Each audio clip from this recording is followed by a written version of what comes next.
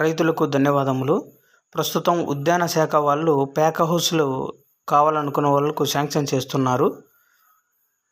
ఇది మొత్తం ఖర్చు 4 లక్షలు, రాయితీ 2 లక్షలు ఉంటుంది. ఇలాంటి షెడ్ల నిర్మాణం కోసం మీరు ఉద్యాన శాఖ వాళ్ళను సంప్రదించవచ్చు.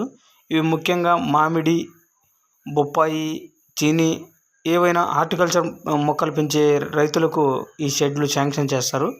మొత్తం ఖర్చు 4 లక్షలు, రాయితీ 2 లక్షలు ఉంటుంది. లోపల చూపిస్తున్న విధంగా పైన ట్రెస్సులు వేసి నిర్మించాలి. 30x20 కొలతలతో నిర్మించాల్సి ఉంటుంది. నేను 32x22 కట్టుకున్నాను. ఇది నాకు ఈ తోటలో నిర్మించుకోవడం వల్ల చాలా ఉపయోగం అనిపించింది. 5 ఎకరాలు పైబడి ఉన్నటువంటి భూములు ఉన్నటువంటి రైతులు ఇలాంటి షెడ్లు కట్టుకోవడం వల్ల చాలా ఉపయోగాలు ఉంటాయి.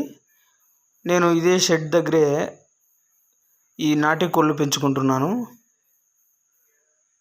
నాకు ప్రధాన పంటలైనటువంటి మామిడి, చీని, దానిమ్మ కంటే నాకు ఈ కోళ్ళ పెంపకం ద్వారాను, పశువుల పాలిచ్చే పశువుల ద్వారాను, ఈ పొట్టెన్లు పెంచడం వల్లనే ఎక్కువ ఆధిక్యం పొందాను. ఈ ప్రధానమైనటువంటి పంటలకు పెట్టుబడులు ఎక్కువ అవుతున్నాయి. నాకు ఇలాంటి చిన్న చిన్న వాటి వల్ల ఎక్కువ సంపాదించుకున్నాను. మీరు గమనిస్తున్నట్లుగా ముందర కనిపిస్తున్నటువంటి చెట్లు సపోటా చెట్లు.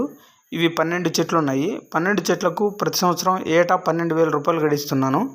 12,000 రూపాయల దాకా సంపాదిస్తున్నాను. అంటే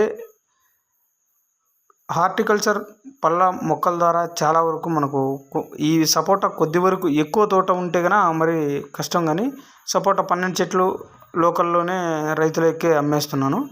ఈ నాటి కోళ్ళు 450 రూపాయలు పెట్టి అమ్ముతున్నాను.